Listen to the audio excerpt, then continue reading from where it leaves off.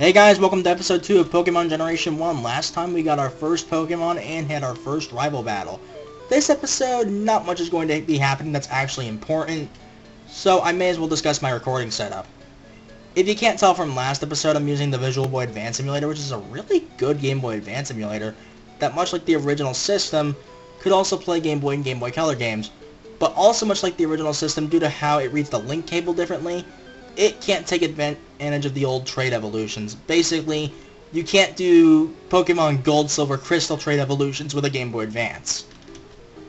I have another emulator for that purpose though, so it won't matter too much. Oh, come on! That was annoying. Random battle, first step in. 3 steps later, right at the end, another random battle. And this is why repels are a thing, but that's not until much later. Well, not much later, but still later all the same. I figured at least one more had to show up. Yeah, thank God this isn't Diamond, Pearl, and Platinum, because random encounters were all over the place there. You would never stop running into them whether you wanted to or not. Anyway, since there's a pointless backtracking side quest coming up, I still don't know why they did this, but then again, this is the old days. I may as well discuss a little bit about my recording setup a little bit more. Not just the emulator itself, but how I'm doing this. It's through the 3DS, which is pretty bad overall, but I work with what I have, because since this desktop PC does not have internet functionality, I couldn't install Cam Studio. And Fraps I would have to buy, and I'm kind of broke.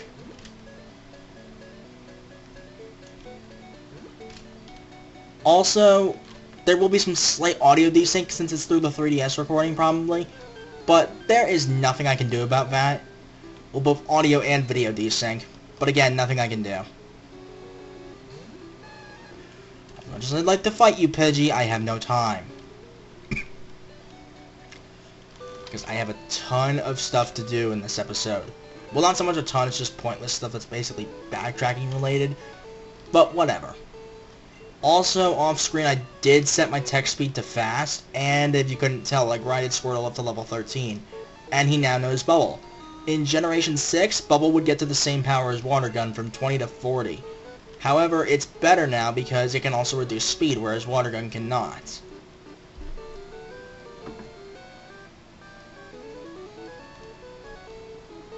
Anyway, I love what Professor Oak has to say here. On the desk there is my invention, Pokédex. It automatically records data on Pokemon you've seen or caught. It's a high-tech encyclopedia. High-tech encyclopedia. Then why is it blank right now?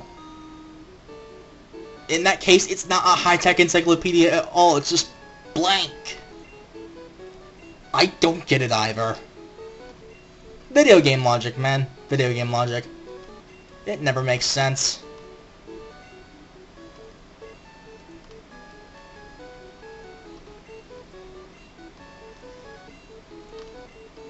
Yeah, you say you don't need me, but I'm gonna kick your ass later. In fact, I just kicked your ass earlier, and I'm probably going to again. Multiple times.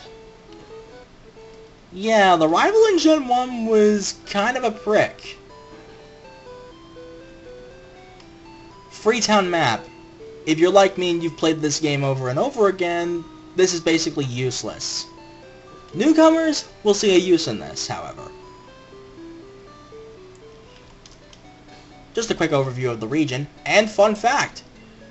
Kanto in Generation 1, Johto in Generation 2, Hoenn in Generation 3, and Sinnoh in Generation 4 are all based off of regions of real-life Japan. I am not kidding. A little bit of scrolling there, but no big deal. But yeah, the first 4 generations have their regions completely based off Japan. Well, not completely, but for the most part they are. Are you kidding me? Last step. Bah.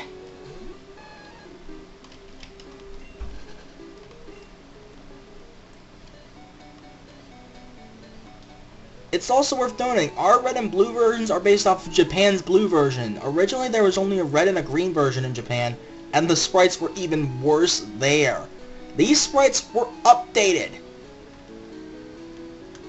Also, potion here. If I red and leaf green, the panel I'm standing on right now is where the potion would be.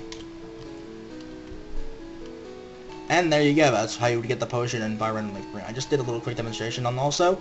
I did just quick turn there. Most people do not know you could have done that in the original games. Gold, silver, and crystal made it a lot easier. Optional rival battle. I'm pretty sure if you wait until you get the boulder badge, then your rival won't show up here. And if you were to do that in yellow, that would count as a loss, so the Eevee would become a Vaporeon. Or a Flareon if you lost the first battle. At least I'm pretty sure it would have counted as a loss. But this Pidgey right here is the reason I grinded to level 13. So that I know I'm faster than it for one thing. And for two, I want to take this thing out fast.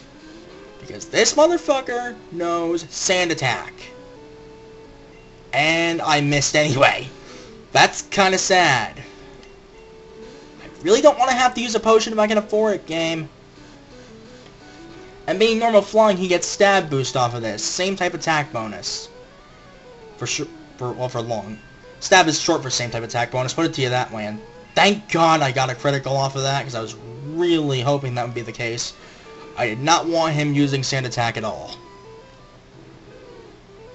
Bulbasaur now knows Leech Seed. I already talked about the glitch with Leech Seed earlier. Hell yeah! Critical hit left and right.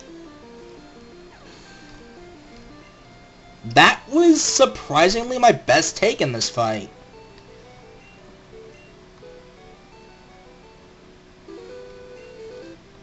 Many tough trainers, yeah, no shit. Well, not really, because in the original games, the movesets were pretty terrible. Just saying. Human players were the only ones who even knew how to use the movesets, which is actually kind of funny, but at the same time also kind of sad.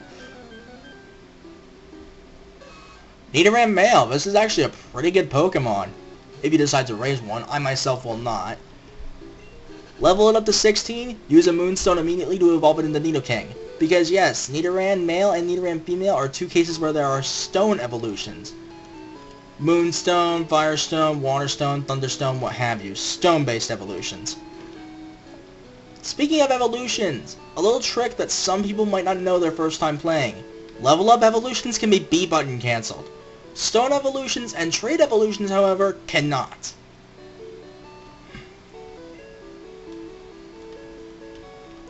Not that you'd ever want to cancel evolutions anyway unless they learn a really good move only a couple levels later. But speaking of stone evolutions, once a Pokemon evolves from their stone, in some cases they're not learning any move worth a damn at that point. The most notable example is Pikachu. Anyway, I don't have too much time because my 3DS recording can only go up to 10 minutes max. So I'm just going to run back here, get my 5 free Pokeballs, because if you defeat the rival the second time with just your unevolved starter, and you haven't caught anything at that point, you can get 5 free Pokeballs here. Why doesn't he give you these when he gives you the Pokedex? I don't know.